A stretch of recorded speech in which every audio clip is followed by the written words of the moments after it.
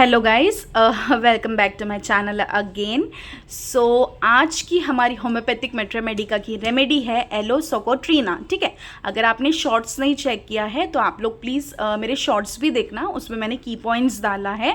ठीक है, so common name जो है सोकोट्रीने एलोस, प्रूवर है हेल्बिक और फैमिली लिलियासी। ओके, तो इंट्रोडक्शन में दिया है कि to write a materia medica without aloe is to write a novel without hero. ठीक है, then will see the clinical abdominal disorders, यानी कि जैसे एब्डोमिनल पेन हो रहा है, ठीक है, एनल में कोई प्रॉब्लम हो रहा है, जैसे कि पाइल्स की प्रॉब्लम है, हेमोरॉइड्स हो गया है, ठीक है, कॉन्स्टिपेशन है, स्टूल नहीं पास हो रहे, देन ब्लीडिंग हो रही है स्टूल में, डिसेंट्री, स्किन इन्फेक्शंस है, so aloe is a great remedy. Okay, then will see the sphere of action.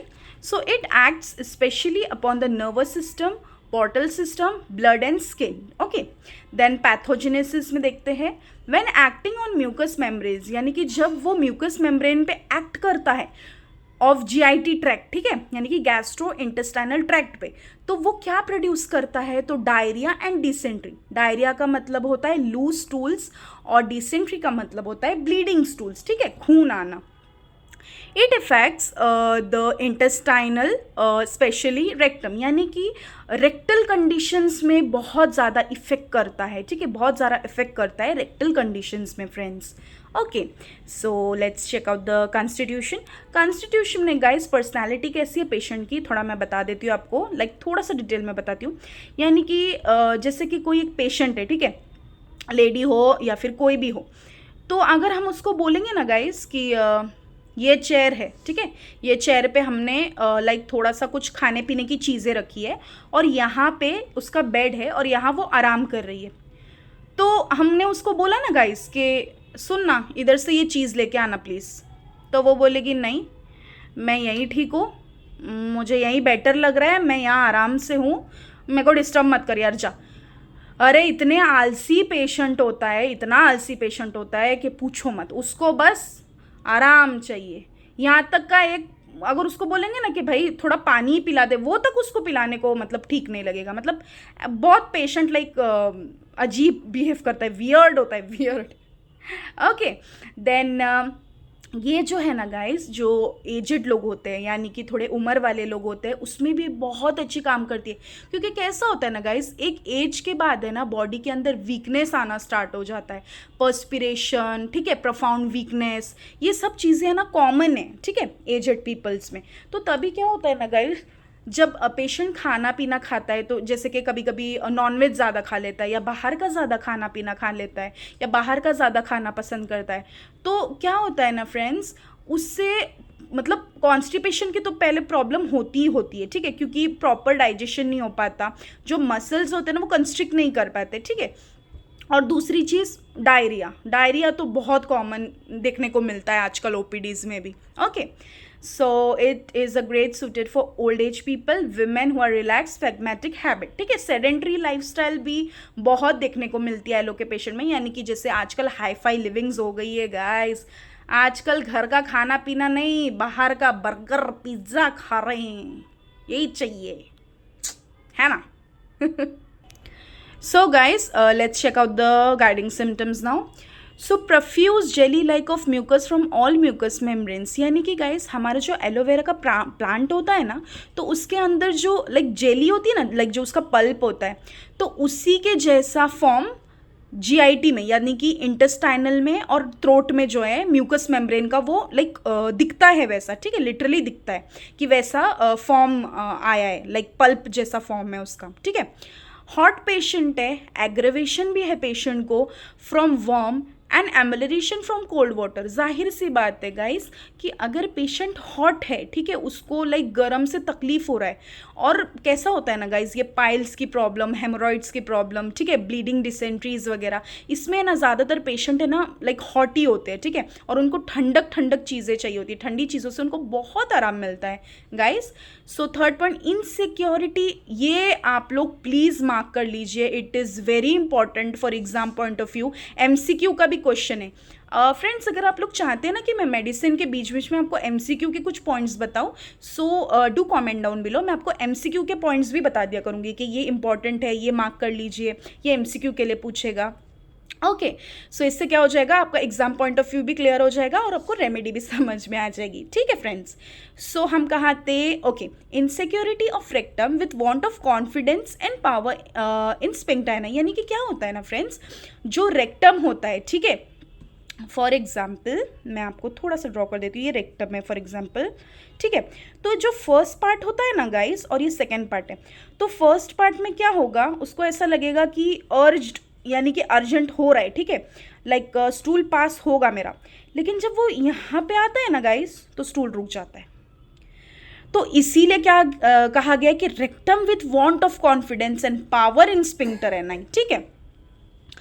Then haemorrhoid like a bunch of grapes, यानी कि जो हेमोरॉइड होते हैं ना पेशेंट को, तो वो लाइक ग्रेप होता है ना गाइस, ग्रेप, एक सेकेंड, ये रहा हमारे ग्रीन कलर के छोटे छोटे प्यारे प्यारे से ग्रेप्स, ठीक है, ये दिख रहा है आपको।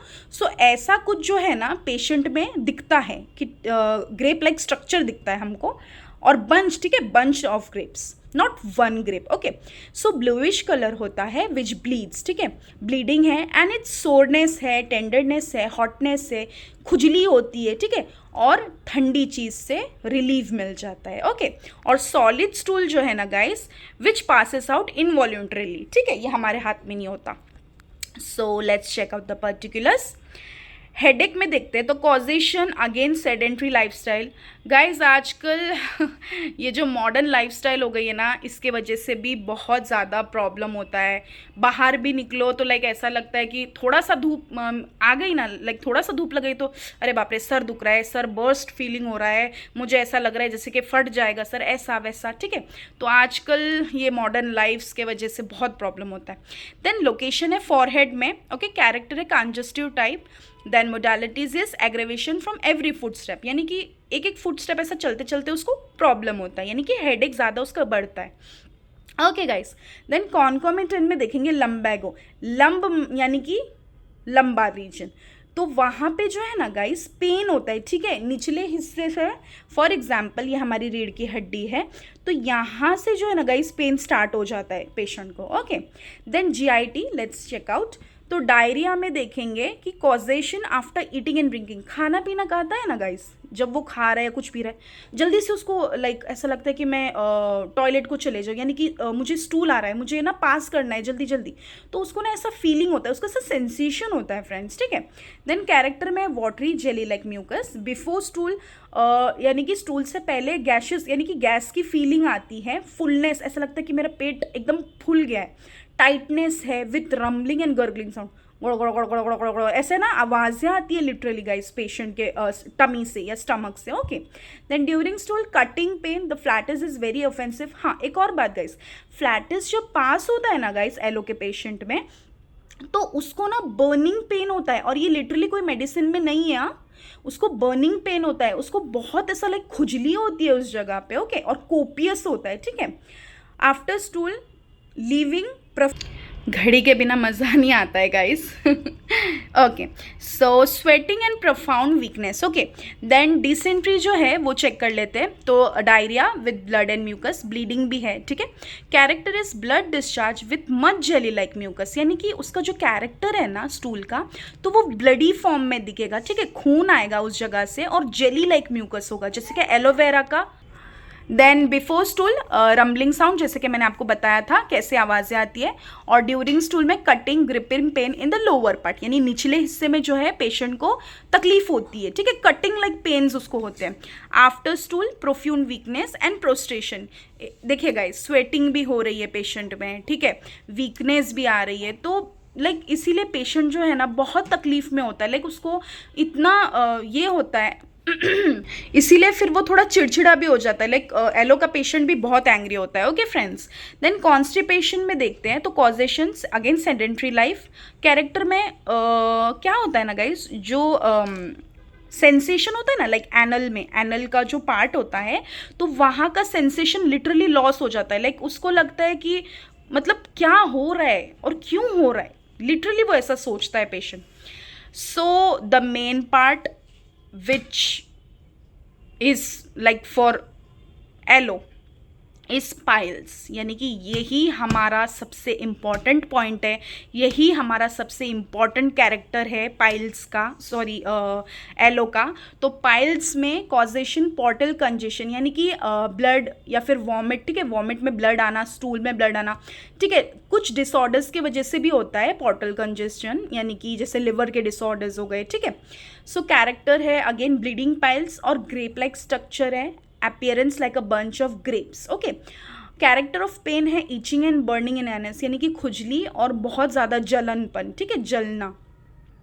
देन जनरल मोडालिटीज़ में aggravation from hot dry weather और एमलरेशन, अगेन ठंडा पानी, ठंडी चीज़ों से अच्छा लगना।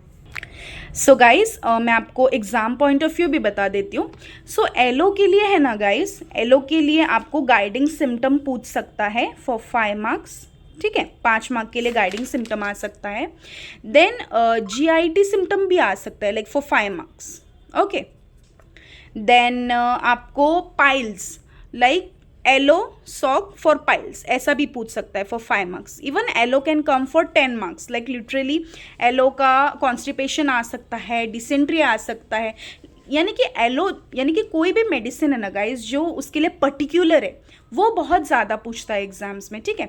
तो आपको जब 5 मार्क्स के लिए, हाँ गाइज एक और बात, अगर आपको जानना है कि 5 मार्क्स के लिए कैसे लिखना है, 10 मार्क्स के लिए कैसा लिखना है, 20 मार्क्स के लिए कैसा लिखना है, क्या क्या कवर करना है, तो आप प्लीज़ मुझे कमेंट करिए, ताकि उसकी मैं एक सेपरेट वीडियो बताऊंगी और आपको अच्छे से समझाऊंगी कि आपको एग्जाम में कैसा मेडिसिन लिखना है, ठीक है, मैट्रे मेडिका का पेपर कैसा सॉल्व करना है वो भी मैं आपको अच्छे से बता दूंगी, ठीक है।